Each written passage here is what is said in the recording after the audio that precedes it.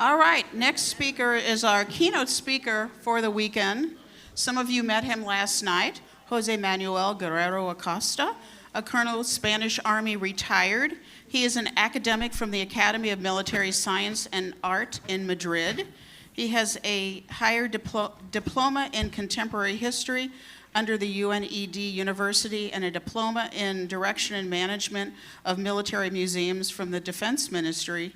He was head of the museography, that's a hard word to say, project for the new Army Museum in Toledo, and a member of the Institute of Military History and Culture. He's the author of over 40 articles and a dozen books. He has been historical advisor on various films and has curated a number of exhibitions in Spain and the United States, focusing on the contribution of Spain and the Hispanic world to U.S. independence.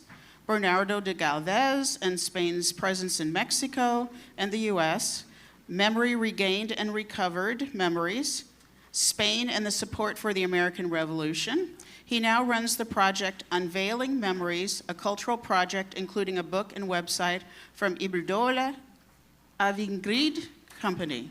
Please welcome Colonel Acosta.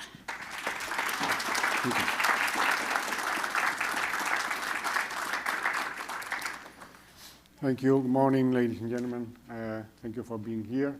I will try to do my best with my poor English, American, Spanish language, so I apologize. And also I will try to fulfill the mission of every good speaker, who is, of course, not getting your audience bored to death. So I have a lot of things to talk about this subject, because it's a broad subject, a lot of people involved and events, but don't be afraid, I'm only going to give you some key events and the most important people that took part in this matter of the support of Spain for the American Revolution, a largely untold story. At the end of the conference, if I have time, I will try to review why this history has been so little known so far. And you know, as historians, we like very much to have historic sentences, so I will start with one. For Joe Biden to His Majesty King Felipe VI in June 2022. Some suggest we wouldn't be an independent country were not for you guys some years ago. So, but this is a real, actual historic sentence from George Washington to General Montgomery at the beginning of the war. After the powder, the main deficiency of the army are weapons, blankets, and uniforms. In fact, when the war started, the Continental Army that was formed in 1775 had not any single possibility of winning the war against one of the main powerful armies in the war. So now, one of the people and one of the little-known stories of the Spanish participation in the American Revolution has the two names, Jeremiah Lee and Diego de Gardoqui. Well, Jeremiah Lee and Elbridge Gerry, they were associated in the trade cod, salted cod industry, the fishing in the eastern part of Massachusetts. His associate in Spain was Diego de Gardoqui, was the son of José de Gardoqui. His father sent him to England to learn English and to learn the uses of the other very different country. So Diego de Gardoqui started trading also with the American colonies. And Jeremiah Lee and Elbridge Gerry were members of the Massachusetts Provincial Congress, and they were in charge on gathering all kinds of supplies for starting to preparing the troops for the war. So they asked Gardoqui at the end of 1774, year 1774, please send us whatever you can send us, weapons, powder, whatever. And there is a letter conserved in the American archives and been published in naval documents of the American Revolution, Gardoki answered to this request, saying that he's sending 300 muskets and 600 pairs of pistols. Powder will be more difficult to get because all powder is being only make it for the Spanish army, but we'll try to do my best, etc. So those muskets that arrived to Massachusetts probably in late February or March 1775 were the first foreign weapons that the units of the then forming Continental Army got.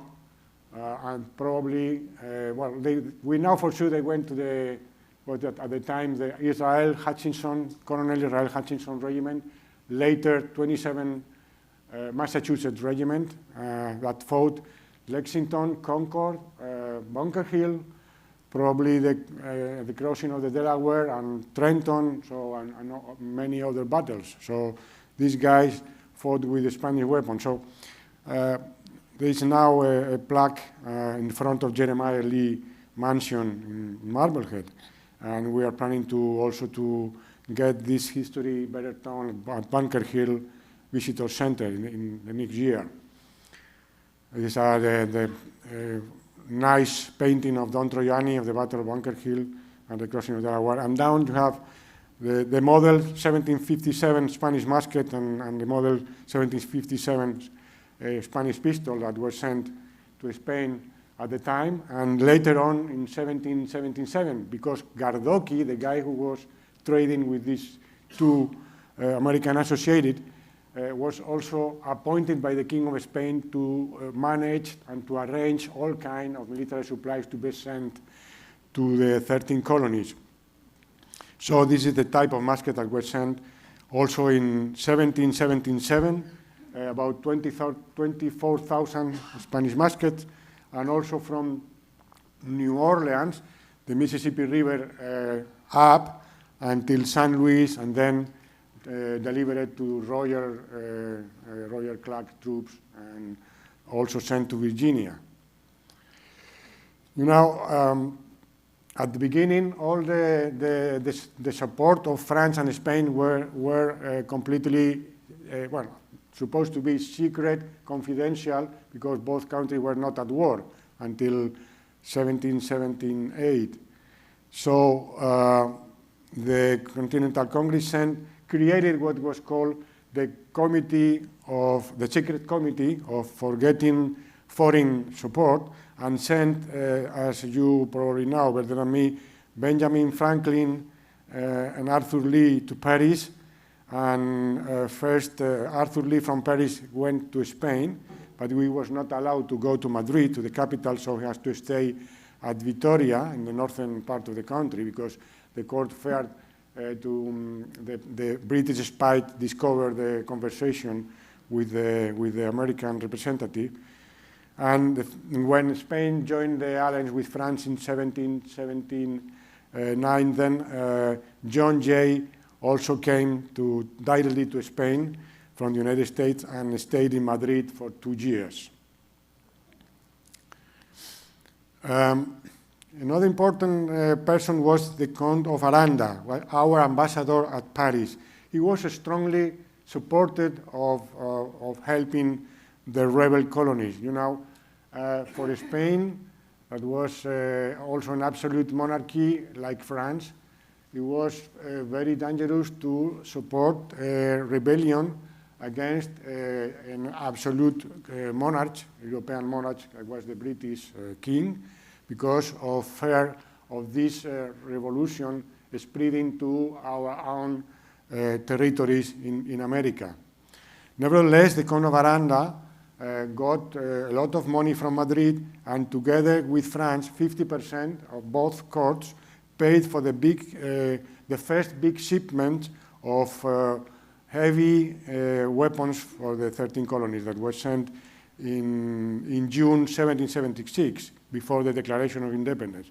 This is the original document that was conserved in our archives, a letter of Count of Aranda to the Prime Minister in Madrid, telling what they are shipping to America: 216 guns, 27 mortars, 1826 bombs, 51,000 balls, 30 millions of powders, 30,000 rifles, etc.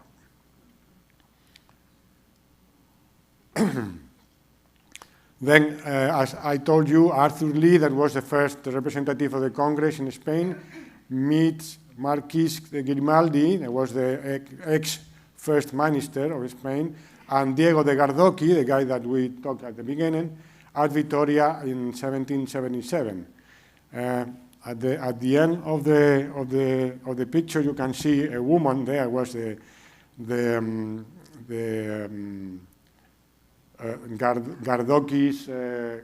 Gardoqui's wife. They meet at the house of the Gardoqui's wife at Vitoria. So that is we choose to put his wife there as as remember that the so important woman was at the time of the Enlightenment. They were not at the first front, but they were hiding between curtains and making a lot of meetings, conversations, what they call at the evenings at their homes. What everything was treated there. Politics, cultural affairs, and all these meetings were directed by the wives of the important person of the time, both in France, in England, and also in Spain.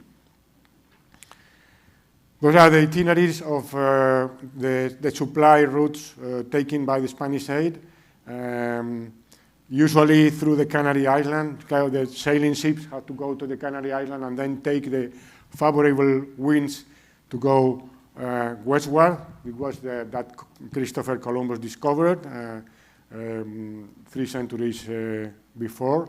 And then most of the shipments arrived to Havana and then were distributed to New Orleans, and from New Orleans to the Mississippi River and Ohio River up. And other route was further north, directly to the New England ports, Salem, Boston, Philadelphia, Newbury, Marblehead, etc. This is a detail of the routes taken from Havana, also to the northern ports of the New England and eastern coast of the 13 colonies. And the most important was from New Orleans. New Orleans was a key point, controlling the Gulf of Mexico and controlling the flow of traffic, commercial trade along the Mississippi and then through the Ohio and the Missouri. So at that city, we have a very important also person of the time. It was Bernardo de Galvez, was the governor of New Orleans at the time. He arrived there in 1776. This is another very important document that is written by the Virginia Convention and directed to the governor the Spanish governor, Captain General in Havana, because Louisiana, the Spanish Louisiana depended upon the Havana governor, asking him for powder, rifles, and all kinds of supplies. And also, a very important for the time was the quinine. It was used to treat the malaria, these illnesses, very common at the time in Central America and also in Northern and Southern America. And it was the tree of the quinine was grown especially in the southern regions of the Spanish territories. From 1777 till December 1778, Diego de Gardoqui sent large supplies of blankets, of shoes, shirts, uniforms. Some of them arrived to try to help a little bit the U.S. troops during the Valley Forge encampment in the winter of 1777. And you have a picture of a coat from the Pennsylvania State Museum. This is a blue and red coat that was officially adopted as the official uniform of the army at the end of the war. If you can compare with the two portraits that are also at the right of the illustration, you will see that they are the same, very similar colors that the Spanish militia officers and soldiers were using at the time. By the way, the guy who is on the top of the picture, his name was Stephen Minor, was born in Boston. He came to New Orleans to take weapons and powder and getting back through the Mississippi River, but he got ill and he stayed in New Orleans. It was very lucky for him because their colleagues, when they were with the ships going up the Mississippi, were surprised by the British troops. Everybody was killed except him at the stayed at New Orleans. So he joined the Spanish army and he was appointed captain several years later, and he fought under Bernardo de Galvez in Mobile and Pensacola campaigns. And now we donated his portrait to the Museum of the American Revolution in Philadelphia, so they have this very interesting person hanging in their galleries. Another key person also was Juan de Miralles, was our first unofficial representative before Spain joined the alliance with France.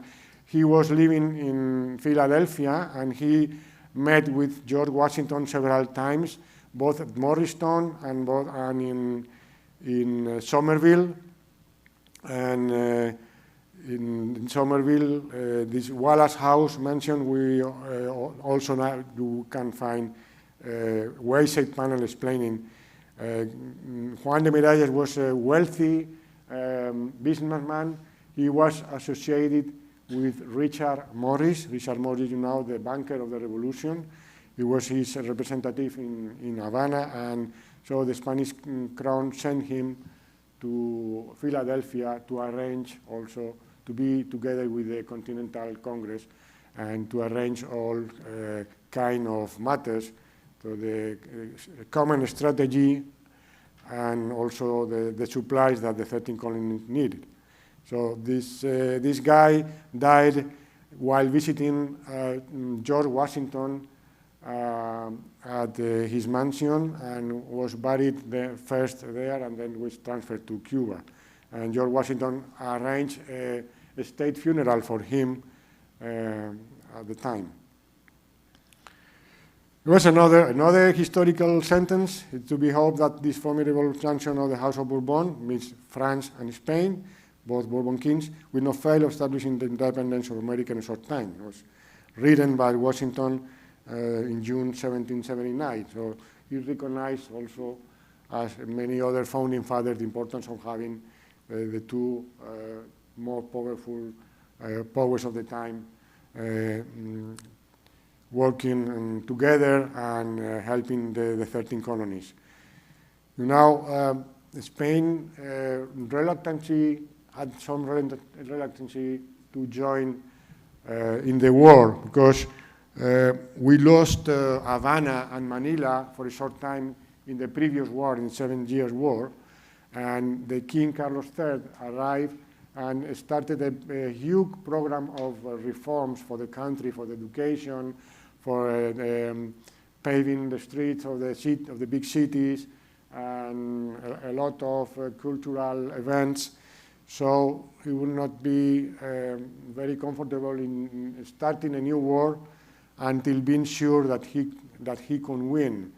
And you know, France had nothing to lose in America because he transferred all the possession. The French Louisiana now was the Spanish Louisiana, but Spain, as you can see in the infography, had got the huge territory from Canada to the end of the continent, also in the Caribbean, the Philippines, and you know there was a lot of ports and cities and coastal cities to defend in case of a British attacks.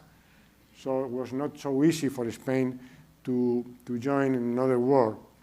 This is the French possessions in the Caribbean, just a part of the Hispaniola island and some small island of the Lesser Antilles, but all the rest of the island were of either British or Spanish. So you can see that was the only French territories at the time in America. And another historical sentence from Alexander Hamilton in 1780, if we must be safe, and Spain must save us. Just another founding father.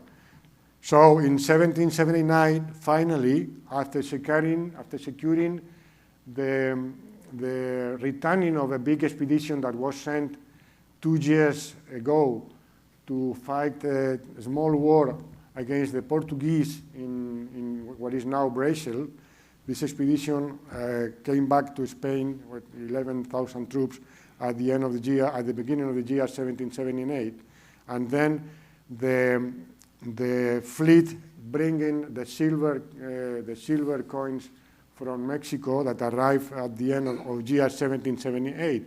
That means that the court now have all the troops and money to start the war. So France joined the war with the United States the year before, and Spain declared a war on Great Britain in June 1779, and signing a secret alliance with France, stating that the fight will not be put to an end until reaching the independence of the 13 colonies. So Spain never signed an alliance with the United States, but de facto was recognizing the independence of the United States when Spain signed the treaty with France. The war was a global war. It was not only fought in the territory of the 13 colonies, but also, of course, in Florida and Louisiana, also in the Mosquito Coast, in which now Guatemala and Nicaragua. Father of Bernardo de Galvez, his name was Matias de Galvez, was viceroyal in Guatemala, and he joined an army with a lot of militiamen and very few regular troops, and expelled the British from Nicaragua and Honduras. And Bernardo de Galvez fought in Florida and Louisiana, but the Spanish and French fleet fought a lot of small or big actions all around the Atlantic and also in Europe. The two big battles in Europe were the taking of Minorca, was very important for the British, for the trade in the Mediterranean, because some say that were even more important than the money that came from the 13 colonies. So we retake Minorca with the French help, but Gibraltar was sieged during 2 years and was not possible to retake. And the most important naval action was in the water of the Atlantic, the 9th of August 1780, the taking of a double convoy, British double convoy, that was heading for the West Indies and for America, with reinforcement troops, a lot of weapons, and a lot of money. All the ships were taken and sent to the south of Spain, to Cadiz. And in London, the stock exchange got a big down when the news of this defeat were news. No? So it was probably one of the hardest blow to the British during the war. This is a wonderful painting we have in one of our royal palace near Madrid, which is the bombardment of the main British fort in Minorca, in the entrance of Minorcan Bay. More ships and troops were involved in the siege of Gibraltar and the siege of Minorca than all the entire War of Independence here in America. This is the surrender of the British after the bombardment of the fort. You can see in the front Duke of Crillon, that was the French allied commander of the Spanish and French troops, and the British handing the flags to the Spanish troops, the Spanish and French troops, dressed in white. White was the color of the Bourbon courts, and was the color that most of our Spanish and French soldiers wore at the time. There were also, as I told you before, a big battle in Gibraltar. It was an engineer that designed a special type of ships, armored ships with copper plates all around, to be close to the British batteries defending Gibraltar, and that was a complete failure. The ships were easily took fire in the sails, and the fire spread to the inside the ship, and the ship exploded. So we had a lot of killed sailors and soldiers killed during this failed attempt to take Gibraltar in 1781. And then you have been probably been told of Rochambeau French army coming to Rhode Island in July 1770 with his 4,000 French troops, but never been told of that at the same time Spain and France signed an agreement to send these two expeditions, in fact, not only the French one. So Spain sent a double number of soldiers from Cadiz to Havana, about 140 ships. It was the biggest expedition never sent to America during the whole time of the Spanish presence in the territory of America. 12,000 Spanish soldiers and 6,000 sailors that arrived in Havana in the month of August 1780, in theory to fight against the British in Mobile and Florida. But most of them arrived so ill, and many of them died during the crossing of the Atlantic. More than 2,000 were dead. And they were not ready to fight until the end of 1780, but they took part in the Bernardo de Galvez campaign in Florida, and Pensacola and Mobile. It was the campaign of Galvez from October 1779 to take all the British outposts along the Mississippi River from New Orleans to Baton Rouge, what is now the capital of the state of Louisiana. So Galvez took Manchac, the fort of San Juan, and also Baton Rouge and upper Mississippi River, the farther post that was Natchez. Captured a lot of prisoners, but he sent the prisoners back to the British because he had not enough troops to guard them. You know, the Galvez army at the time was composed by a handful of regular soldiers from the Louisiana Fixed Regiment, the same regiment that was stationed here in St. Louis. Most of the army was composed of volunteers, Frenchmen from New Orleans, Spanish people from New Orleans also, especially Canary Islanders that came to colonize the area, Native American, free black people living in New Orleans, and Acadians, people that came from Canada to be established there.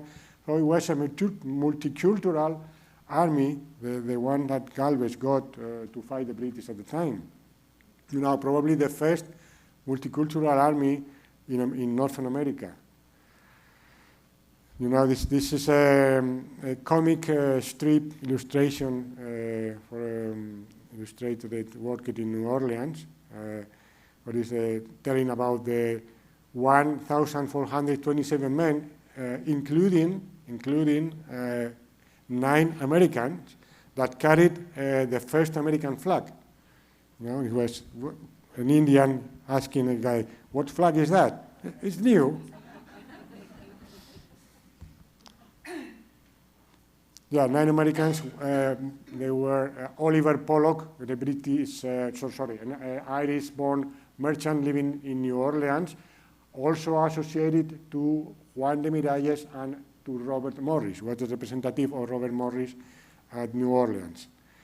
And this is a painting by one of our most famous now historical painter, Augusto Ferrer Dalmau, that was painted by our exhibition at New Orleans, the exhibition we presented in 2018. It was Bernardo de Galvez on horseback as a colonel of the Spanish Louisiana Regiment with their soldiers and other volunteers here in Mississippi River through the Florida and Mississippi swamps.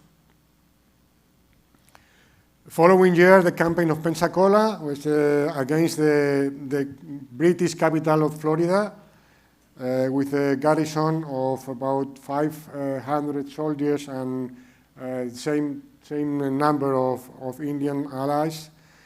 And the expedition arrived in the month of March, and the siege length till the 9th of May 1781, when the white flag was flew over the British forts.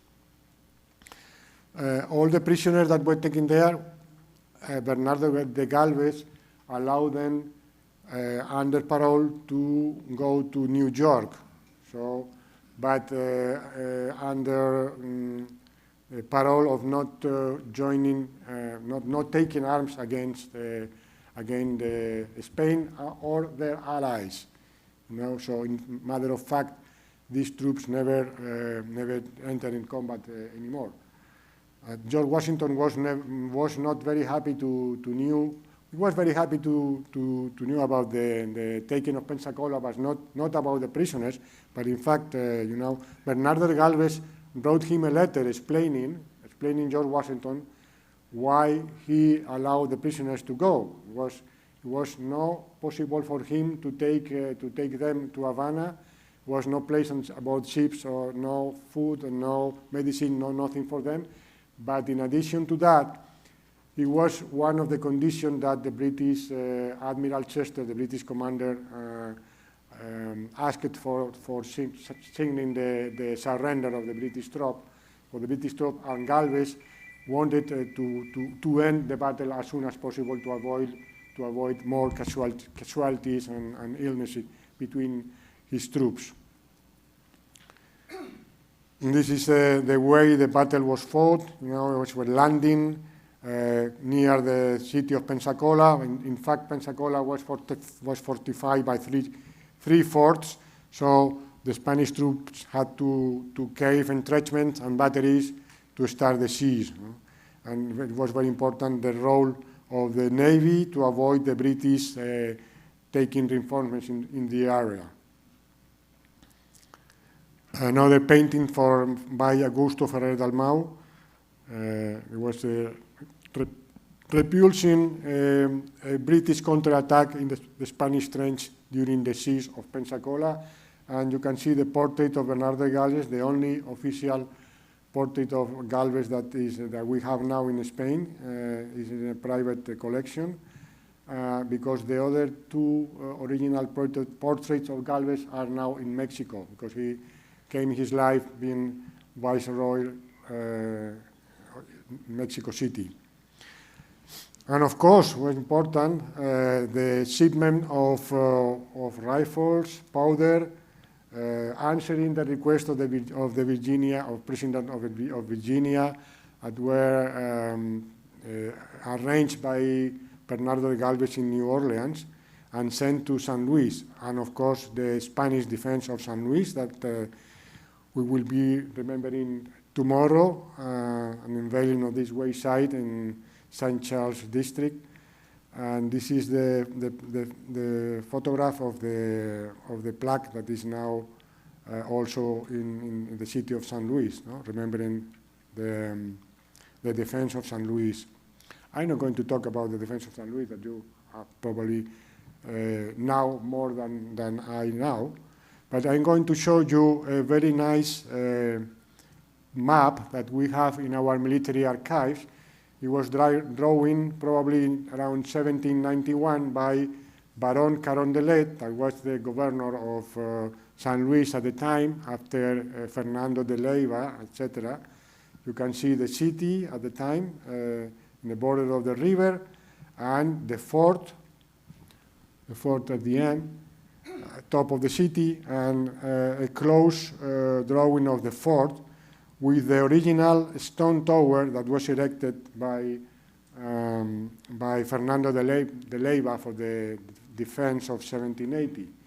And I believe this is the only map that we conserve that you can find the fort and the original stone tower. So I think it's a very good document. It's in the archive, the Military General Archive in Madrid. Another key person was, at the end of the war, especially Francisco de Saavedra. His life is like a novel. You know, he was appointed by the King of Spain to come to Havana and issue all difficult matters between the commanders of the Navy and the Army to help especially Bernardo de Galvez to fulfill his objectives, to arrange for money from Mexico for the campaign and for the war against Great Britain. And when he was coming to America, his ship was intercepted by a British ship, and he was taken prisoner to Jamaica. But he managed to escape from Jamaica aboard the French ship, and he finally arrived to Havana. He hiding his personality while being prisoner to the British in Jamaica. It was a very important mission to fulfill, and he started to help the Galvez taking of Pensacola. After Pensacola, the Battle of Pensacola, there was, as I told you before, in May 1781, then the French fleet of Admiral de Grasse arrived from Europe to join the the Spanish troops and the Spanish ships in the conquest of Jamaica and other naval operations in the Caribbean and the Gulf of Mexico. But Admiral de Grasse received, aboard the quick ship coming from Virginia, orders and help request from General Rochambeau, and a letter from General Washington asking for help, and especially asking for money. So Admiral de Grasse stopped at Hispaniola, asked for money to the French government. French government said, I have no money at all, so I'm sorry. So he met with Francisco de Saavedra, that was at the same time he had come to Hispaniola to arrange the operation against Jamaica. So they met, they signed a treaty. I will show you now. And the treaty was, okay, I will give you 1 million pesos in silver, Spanish $1,000,000, and I gave you the authorization to bring with you 3,000 soldiers from the French troops you have here, and 3 ships of the line, 3 French ships of the line. The Spanish will take care of all the area in case of a British attack. You can join all, you can bring all these ship troops together with the fleet to help Rochambeau and Washington and go to Virginia, to the Chesapeake Bay. So that was the route of Admiral de Grasse from Havana to the Chesapeake Bay. In the right, you have the convention signed between the Conde de Grasse, Admiral Conde de Grasse, and Francisco de Saavedra, which is in our National Archives in Madrid. And in the right is a letter from Admiral de Grasse to General Rochambeau, who is conserved at the library of the Yale University, where the Rochambeau papers are. This is a letter of Admiral de Grasse. You can see in red 1,200,000 French tourneurs livres and 3,200 soldiers that we got in Havana. You know, if you read the memories of General Cornwallis that was defending Yorktown, he says that when these soldiers arrived to reinforce Lafayette, Lafayette was the first army that arrived to encircle Yorktown.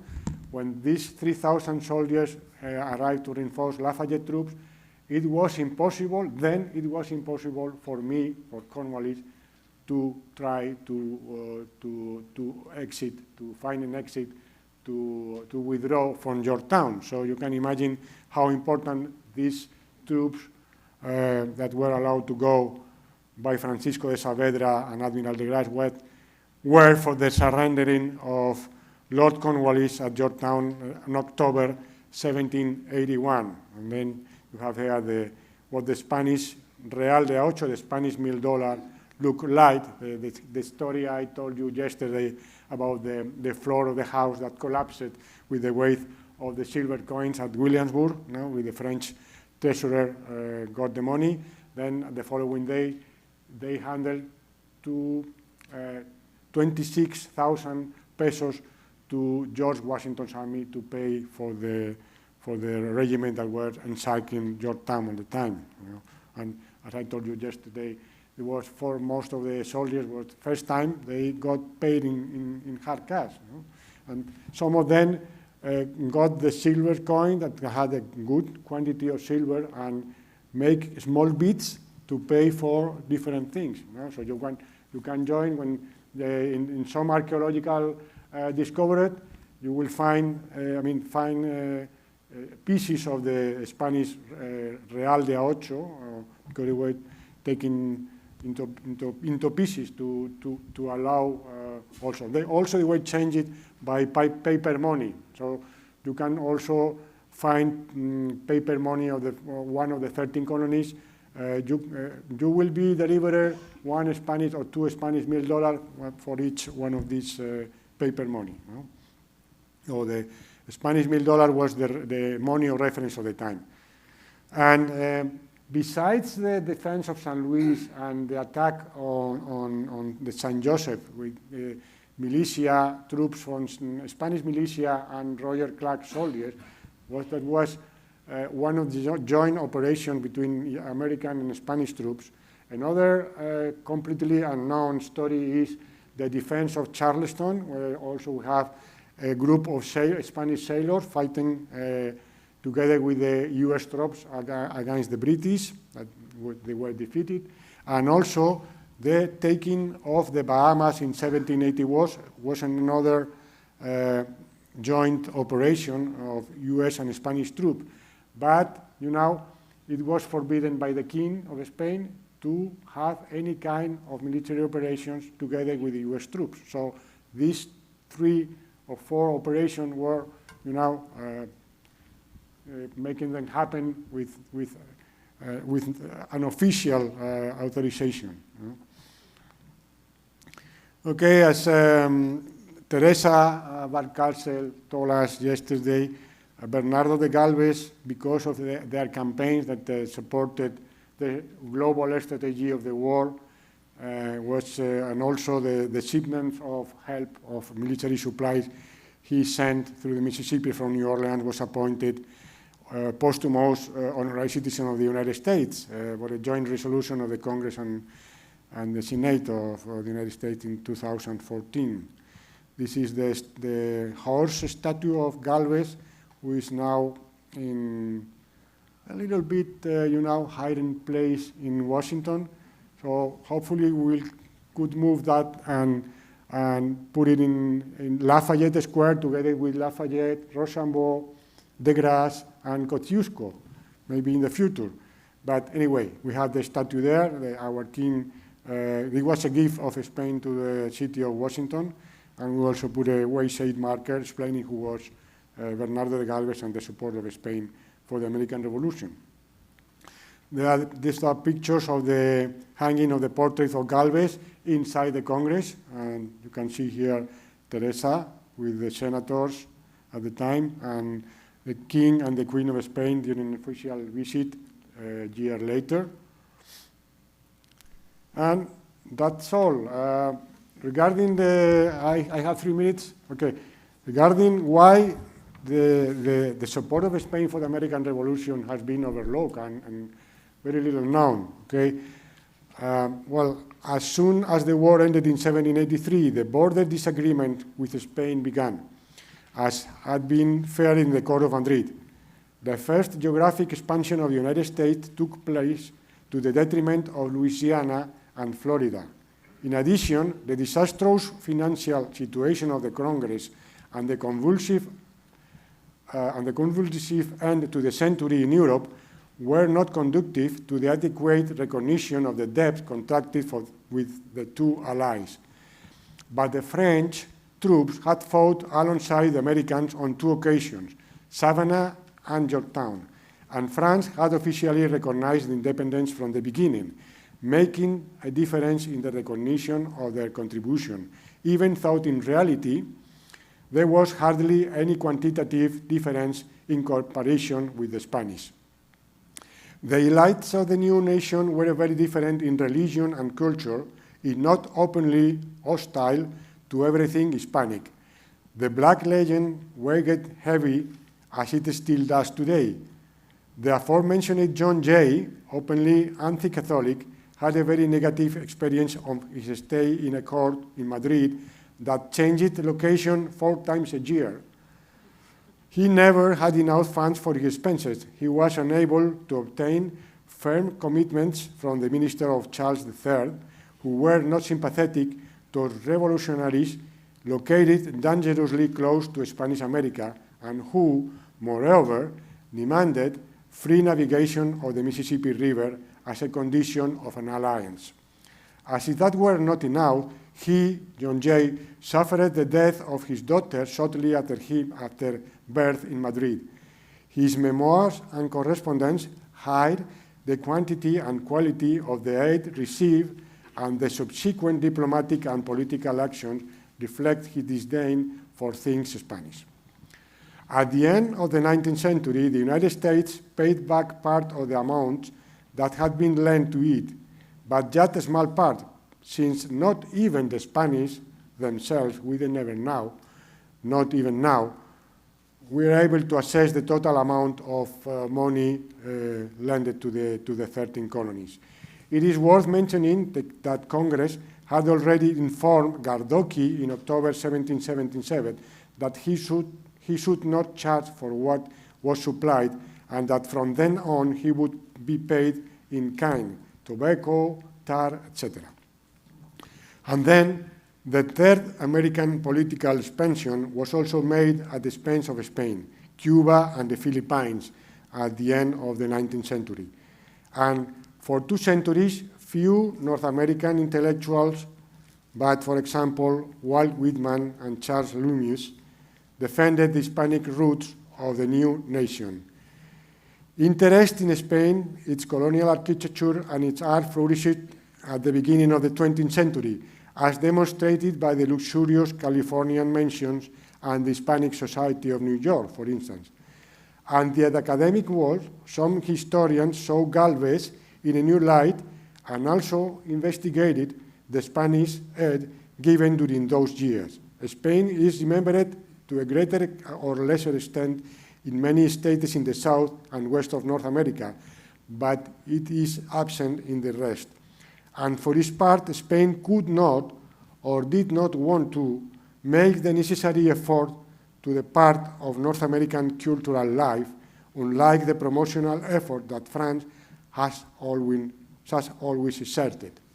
This is the reason of our project, and this is the reason where we are now. And thank you, and apologize for my delay, and thank you very much for helping me.